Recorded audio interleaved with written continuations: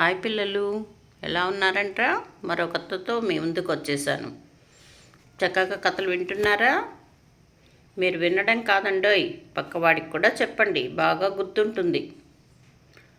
ఇంటి వద్ద చక్కగా ఆడుకోండి, బయట ఎండలో తిరగకండి.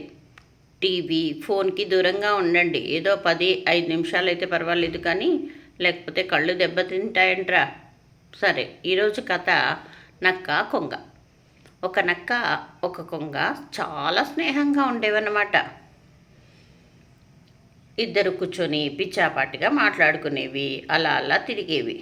ఒకరోజు ఏమైందంటే, నక్క కొంగని, మా ఇంటికి రా కొంగన్న, నీకు మంచి విందు భోజనం పెడతాను అంటూ కొంగను విందుకు పిలిచింది. సరే, కొంగ ఏమనుకుంది, చక్కగా వాళ్ళ ఇంటికి వెళ్ళి కడుపు నిండా తినొద్దాంలే అని వెళ్ళిందన్నమాట ఆశతో. నక్క ఏం చేసింది, పాయసం చక్కగా వండింది రుచికరంగా.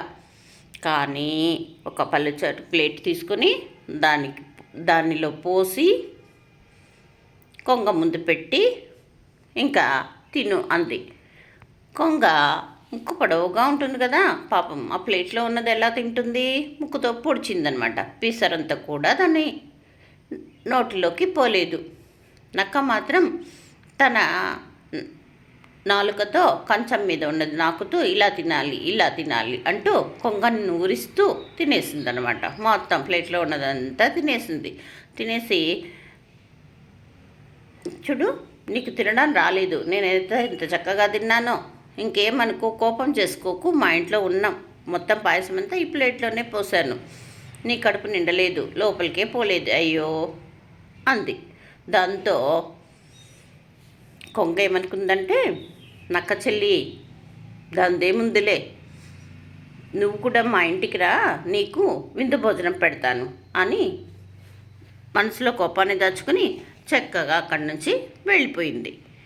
సరే, నక్కేమనుకుంది, కొంగ తనకి విందు భోజనం పెడతానంది కదా, వారానికి అంత సరిపడినంత తినేసిద్దాంలే అని చక్కగా బయలుదేరిందనమాట కొంగ ఇంటికి. కొంగ ఏం చేసింది, బాగా చక్కగా చేపల పులుసు చేసి సన్న మూతి ఉండే జాడీలో పోసి జాడీని ఎత్తైన ప్రదేశంలో ఉంచి ఇంకా తిను అని నక్కతో అంది. నక్క ఏం చేసింది, జాడీ చుట్టూ తిరిగింది, జాడీని నాకింది, వాసన చూసింది, దాని మూతేమో జాడీలోకి పట్టలేదు. దాంతో ఒక చుక్క పులుసు కూడా అది తినలేకపోయింది. నక్క చెల్లి, పులుసు ఇలా తాగాలి అంటూ దాని ముందే పొడవాటి మూర్తిని జాడీలోకి ఉంచి పులుసు అయిపోయేదాకా జుర్రుకుంది కొంగ. నన్ను కోప్పడకు నక్క చెల్లి, ఉన్నదంతా ఈ జాడీలో పోసాను, నువ్వేమో తినలేకపోయావు అంది. నక్కకేమో కోపం వచ్చింది. ఎందుకు, ఒక వారానికి సరిపడి తిందామని వచ్చింది కదా, కానీ ఏం చేయలేక ఎంతో ఆకలితో వచ్చిందో అంత ఆకలితోనే ఇంటికి పోయింది. అప్పటి నుంచి నక్కకు కొంగకు స్నేహం చెడిపోయిందంట్రా. ఇప్పుడు ఒకదాన్ని చూస్తే ఒకటి దూరంగా ఉంటాయి. చూసారా, స్నేహంగా ఉన్నవి ఎలా స్నేహం చెడిందో. కానీ మనం కూడా అతిథులను ఇంటికి పిలిచినప్పుడు వాళ్ళు తినే పద్ధతిలో వాళ్ళకి పెట్టాలి, కానీ అలా ఉత్త కడుపుతో అతిథులను అవమానించి పంపించకూడదు. ఈ కథ నుంచి మీరు చక్కటి విషయాలు నేర్చుకున్నారు కదా.